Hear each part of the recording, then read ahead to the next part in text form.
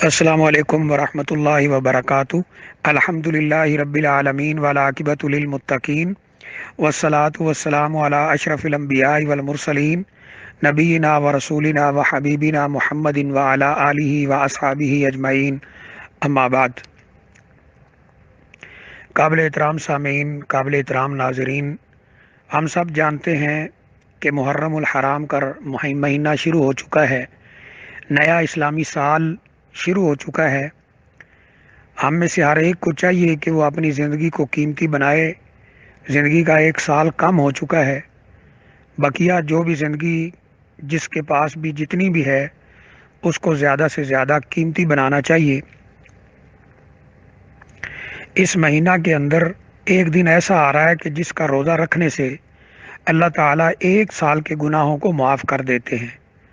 نبی کریم صلی اللہ علیہ وآلہ وسلم نے اس کی ترغیب بھی دی ہے اور اس کی فضیلت بھی ذکر کی ہے، اور یہ دن 9 اور 10 محرم کا روزہ ہے۔ اصل میں عاشورہ یعنی 10 محرم کا روزہ ہے۔ نبی کریم صلی اللہ علیہ وسلم نے فرمایا، صوم یوم عاشورہ، 10 محرم کا جو روزہ ہے، احتسب علی اللہ ان یکفر السنہ، مجھے اللہ تعالیٰ سے پورا یقین ہے، اللہ تعالیٰ پر پورا یقین ہے کہ اللہ تعالیٰ اس روزے کے ذریعے ایک سال کے گناہوں کو معاف فرماتے ہیں۔ اور بعض احادیث کے اندر یہ اشارہ بھی ملتا ہے کہ رمضان المبارک کے روزے فرض ہونے سے پہلے عاشورہ کا روزہ رکھا جاتا تھا، اور جب رمضان المبارک کے روزے فرض کر دیے گئے تو پھر عاشورہ کا روزہ جو ہے وہ رکھنا یا نہ رکھنا یہ انسان کی مرضی کے اوپر چھوڑ دیا گیا۔ لیکن یہ روزہ انتہائی فضیلت والا ہے، جس کے ذریعے اللہ تعالیٰ ایک سال کے گناہوں کو معاف کرتے ہیں۔ حدیث شریف میں آتا ہے کہ جب نبی اکرم صلی اللہ علیہ وسلم مدینہ منورہ ہجرت کر کے آئے، لما حاجر النبی صلی اللہ علیہ وسلم الی المدینہ، جب آپ مدینہ ہجرت کر کے تشریف لائے، فواجد الیہود یصومون عاشوراء، آپ نے دیکھا کہ یہودی عاشورہ یعنی 10 محرم کا روزہ رکھتے ہیں۔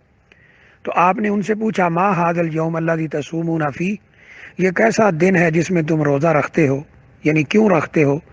تو یہودیوں نے جواب دیا کہ یہ جو دن ہے، ھذا یوم عظیم، بہت بڑا دن ہے ہمارے لیے۔ اور اس کی وجہ کیا بتائی؟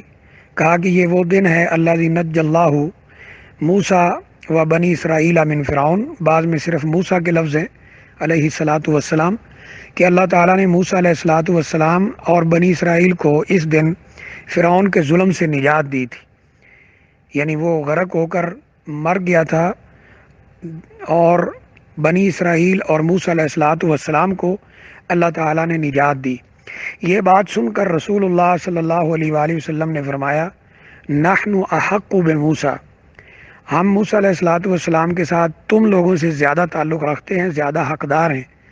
تو حدیث میں آتا ہے، فصام فامر بصیامہ، نبی اکرم صلی اللہ علیہ وسلم نے خود بھی اس دن کا روزہ رکھا اور صحابہ اکرام کو بھی اس دن کا روزہ رکھنے کا حکم دیا، لیکن ساتھ ہی فرما دیا، صوموا وخالفوا الیہود، روزہ تو رکھو لیکن یہودیوں کی مخالفت کرو۔ اب وہ مخالفت کس طرح ہوگی؟ آپ نے 9 اور 10 محرم کا روزہ رکھنے کی ترغیب دی، فرمایا کہ اگلے سال اگر میں زندہ رہا تو میں 9 کا بھی روزہ رکھوں گا۔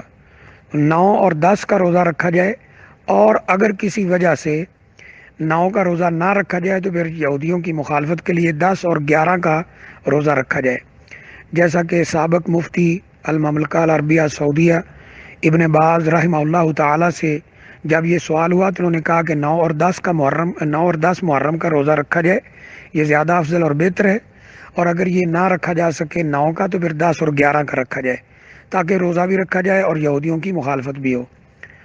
نبی اکرم صلی اللہ علیہ وسلم نے اس روزے کی فضیلت یہ بتائی ہے کہ اللہ تعالیٰ ایک سال کے گناہوں کو معاف کرتے ہیں، تو اس روزے کا اہتمام ہونا چاہیے، اور 9 اور 10 کا روزہ رکھا جائے، یہ افضل اور بہتر ہے۔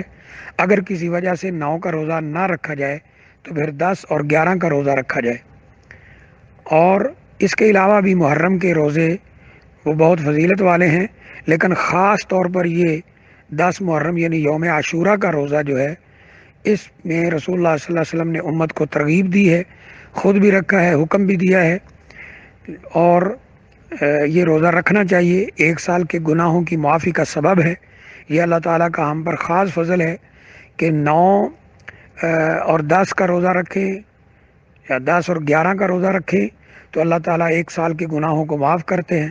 اس طرح عرفہ کا جو روزہ ہے وہ رکھنے سے اللہ تعالیٰ، یعنی جس دن حاجی عرفات میں حاضر ہوتے ہیں، 2 سال کے گناہوں کو معاف کرتے ہیں۔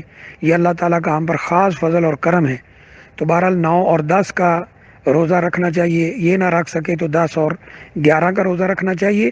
9 اور 10 کا روزہ رکھنا یہ زیادہ افضل اور بہتر عمل ہے، بلکہ بعض علماء زور ہی اسی بات پہ دیتے ہیں کہ 9 اور 10 کا رکھا جائے، بعض کہتے ہیں کہ صرف 9 کا رکھا جائے۔ بہرحال تمام اقوال کا خلاصہ یہ ہے کہ 9 اور 10 کا روزہ رکھا جائے، یہ افضل اور بہتر عمل ہے، تاکہ مخالفت یہود بھی ہو اور یہ روزہ بھی رکھا جائے۔ اور اگر 9 اور 10 کا نہ رکھ سکے تو پھر 10 اور 11 کا رکھ لینا چاہیے، اس سے 1 سال کے گناہ معاف ہوتے ہیں۔ واللہ عالم بالصواب۔